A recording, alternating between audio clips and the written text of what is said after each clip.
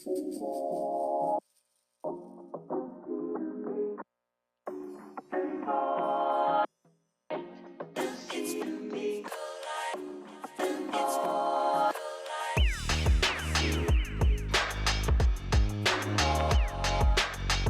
you son of a bitch!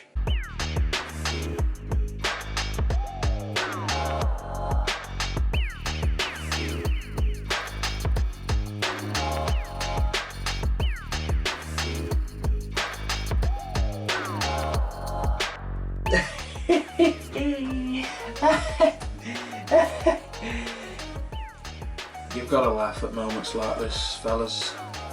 It's the only way to get through it.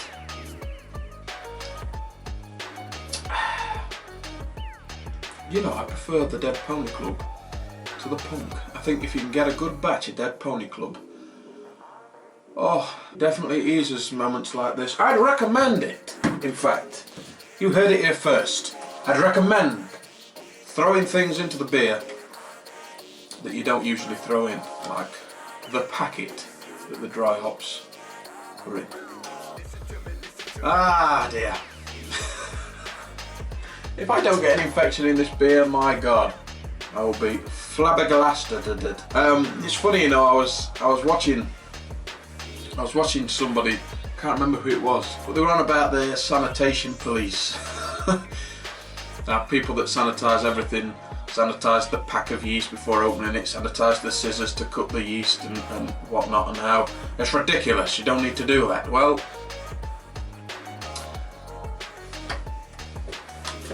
it's a good job I sanitised that packet before I opened it.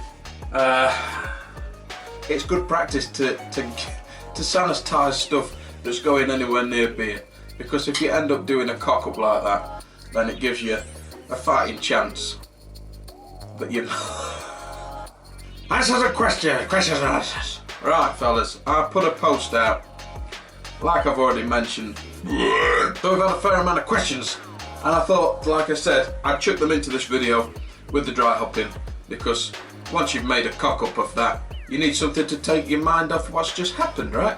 You don't need to remember what I've just done. Just concentrate on this bit. You sent some rather interesting questions, so let's run through them and get this over with, so I can go in the house and cry into a pillow. David Peacock, he said, should I be making a yeast starter? I have never made a yeast starter. At this moment in time, I don't intend to start making yeast starters. It's, I think I've mentioned this before, but it's another thing to have to make sure you've done right. You've got everything sanitised and everything's been kept well while the starter's been happening. You've got to build a stir plate and or buy a stir plate to grow the yeast. For particular brews, like if I was doing a massive big old barley wine or something like that, then possibly I may think about, do I want to make a starter to give the yeast that good start. But for what I'm doing on an average brew day, I'm only brewing low ABV beers at best. I don't think there's many now that go above 6%. So the lower ABV beers which I'm doing, I don't see the need for it at the minute. I know a lot of people do the starters, not knocking the starters one bit, right? It's probably the very best practice to make a yeast starter, but I've never had a problem with a dry pitch that is the proper amount to pitch, if that makes sense. So you're not under pitching with dry yeast, and everything sort of works out fine. Right? Never have any off flavours from yeast that's been stressed or not done what it's supposed to do. And in fact, I know for a fact that when we were brewing over at Idle Valley Brewing, before it all went tits up on him, he was pitching USO 5 dry out of a big pack. I think it's another avenue if you want to add another string to the hobby of getting the yeast starter ready and watching it sort of grow and get it good and healthy and then pitching it. I think if you're into that, then by all means, you know, do it. Good old Stas Brewing. He's asked 3 questions, the greedy pig. What are your next 2 to 3 brews going to be in order to fill the keezers? How's your breakfast stout going? And what is the prize for the best IPA beer? So the next couple of brews that I'm going to be doing to fill the keys. At the minute I've still got just the 2 kegs, and in the future when I've got a bit of spare cash laying around, we will invest in another keg and another tap. But at the minute we're just rocking the 2 kegs, so I'm going to get the pale in one of them, and Griff very kindly sent me the Pilsner yeast, so I'm going to get a Pilsner on the go next before that yeast runs out. It's not a dry pack of yeast, it's quite expensive. The liquid pouch, that'll have been about six quid or something like that, so that needs to be used in the next brew day. After that, I haven't got that far. The breakfast stout has gone. The keg kicked before I got my arse into gear to bottle some up. Couldn't keep out of it, so we'll never know how it would have aged. What is the prize for being the best IPA beer? He says this because at the minute he's sitting pretty at the top. There is no prize, only honour. I do like this though. Byron, he sent a reply to this which made me laugh. Homebrew Byron. He said, most importantly, what's the prize for holding the rest of the competition up? Because he's at the bottom, God bless him. Mr. Harrison of Harrison's Brewery, aka Harry Brew 69. If I was a carrot, would you root for me? You know the answer to that. Oh, love a good root. Kenny Ronald Grayley. You've not left any names for anyone else, have you? How would one in the US obtain some delicious brews from your way? Tiny Rebel and so forth. Cheers. You've got to import them actually some way. I don't know. I don't freaking know. I've no idea because I've never tried to get beer to the US. You've got to pay. You've got to pay the big bucks. Matt Langridge. Have you tried Kvik yeast? It's the best It's the best thing since sliced bread. The old Norwegian farmhouse, eh? Yeah, I have never tried one. Never obviously brewed one. I think it's definitely something that I'm going to be doing in the future because I've done pretty much everything else. But I'll have a word with Mr. Tony of the Yates, see if he can point me in the direction of where to start with it. And then we'll get some of that yeast and give it a whirl. Kevin Scanlan. Any updates on the collab between yourself and Harry Brew that you've mentioned for this year? Alright, so if you're watching this and you've not followed previous videos, me and Harry had an idea of spending a year putting together a collection of videos, like episodes in a series, really going to town on them, trying to tell a story, up the game on the editing, take the time to polish them and then upload them at the end of this year into next year. And then we come up with an idea for one of the episodes, and as we were explaining it to each other what we could do, we got rather excited about this one particular episode and decided that it deserved more time than just one episode. So we're donating this year just solely on this one little project because I think it's going to be quite nifty. I don't think I've not seen anything like it before, so it's going to be a first. It's going to be tricky, it's going to be a little bit technical, and that's just the actual project itself. And then the filming and the editing and getting everything polished, that's probably going to take this year for definite, and who knows, possibly into next. But we're not rushing it. We've decided that if we're going to do it, we're going to do it right. We're not going to rush. And of course, Harry's got to get Harrison's Brewery up and running. That's the most important thing at the minute. He has got to get that up and running because that's his source of income. So I would imagine at some point in the summer we'll kick off with the filming and actual putting together of the project. He's thinking about getting this up and running. This is his livelihood.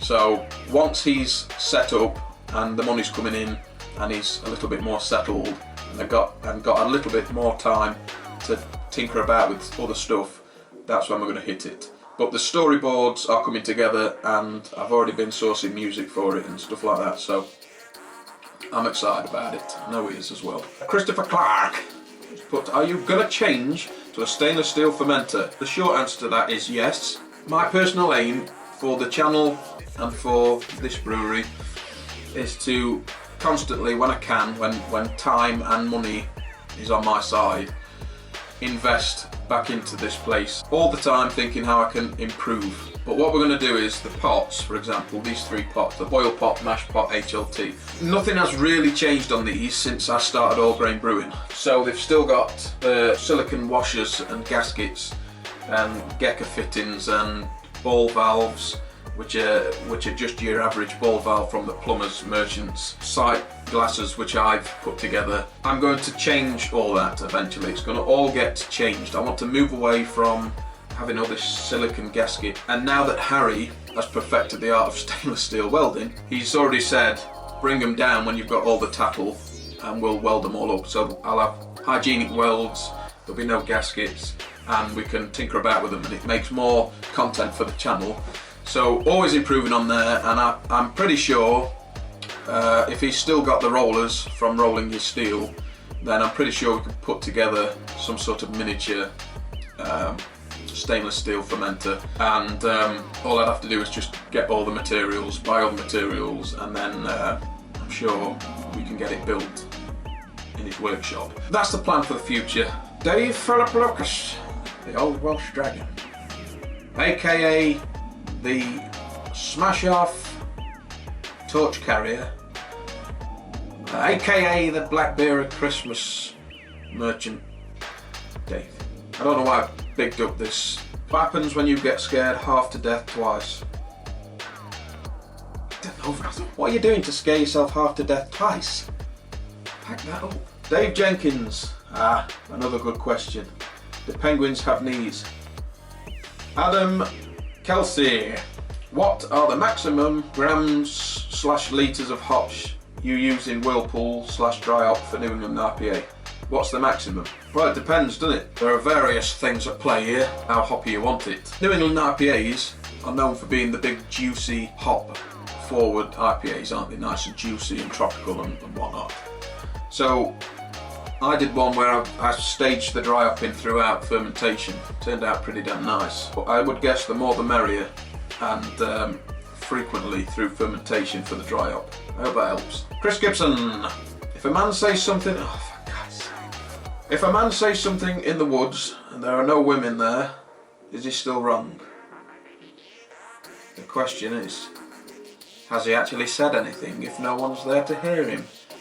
For fruity beers, what fermentation temperatures would you use and what yeast? Can't really help you there because I don't think I've brewed many fruity beers.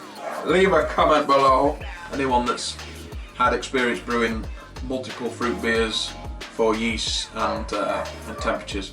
But I would say that the temperature of fermentation and the yeast you're using would probably be more important to the style of beer that you had in your fruit too.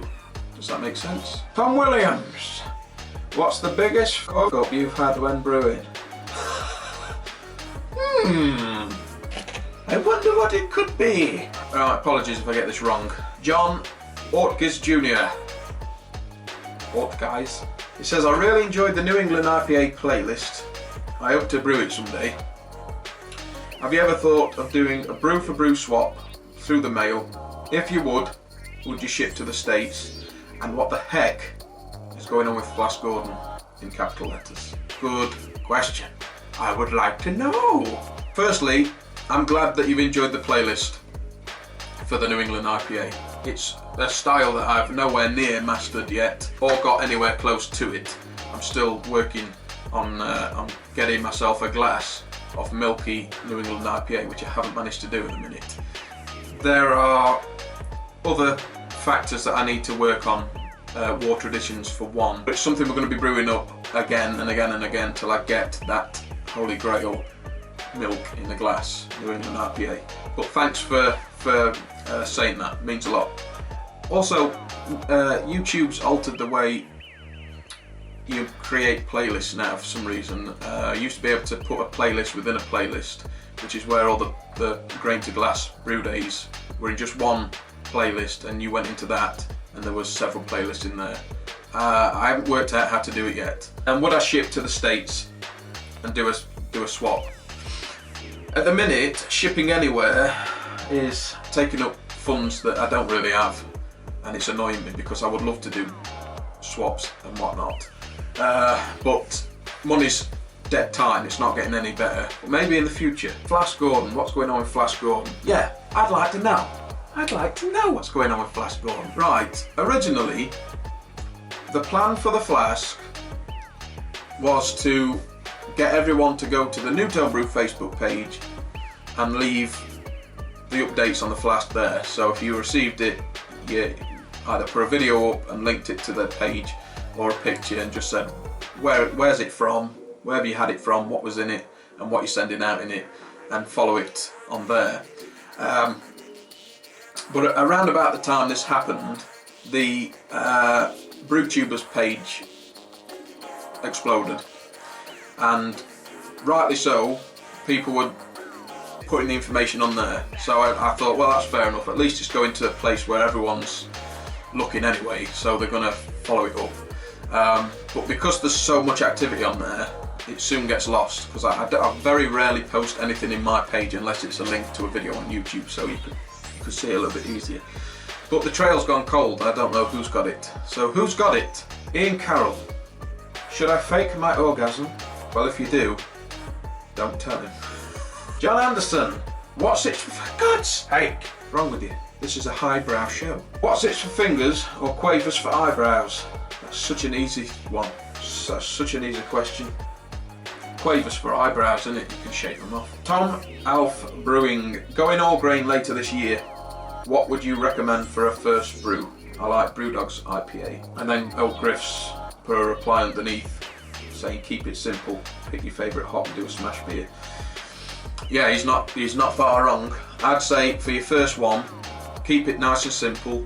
Don't try and complicate stuff. Don't try and add too much. Probably go with a nice pale with not so many grains in it, like Griff said, a smash beer and one hop. When you taste it, you'll be able to say where that taste is coming from. So if you did a smash, you'd be able to say that malt flavour is that malt because there's only one malt in it, and that nice hop flavour and aroma is coming from Amarillo or Cascade or whatever. And if you do several brews like that, then you know what each hop's going to be giving you, what each grain's going to be giving you. It gives you a better idea for then pairing them in another beer. Matt Goss. Alright Tom, do you have any plans to upgrade your control panel? Yes. It needs upgrading. I haven't, like I say, it's going to be a project for the future. But yes, I would like to move away from this look and have something a little bit more professional. At the minute, it's doing the job. Fingers crossed. Knock on wood. Justin Davenport. Brewsmith tells me the temperature for my sparge. Is that in the HLT or in the mash tun? My temps seem to drop a lot between the two. I would imagine if Brewsmith is telling you what the temperature of your sparge is, that's what's in your HLT. So for instance, for this recipe that I did for this pail, which I'm sat on, it's telling me to fly sparge with 19 litres at 75.6 degrees. So I know that the sparge water in my HLT needs to be at 75.6 degrees to sparge with. My temp seems to drop a lot between the two. What do you mean by that? Leave a comment. Jay Corey, did you get my wife pregnant? And that wraps up a Q&A and a cocked up dry hop in. Oh my goodness, we've had so much fun. Let's do it again sometime. That's it, fellas. So as always, you know the drill. Don't forget to thumbs video, Chris. Don't forget to hit the like and hit subscribe. Click it once. That's going to the next. Share the video. Got to see you. Until next time, I'm out of here.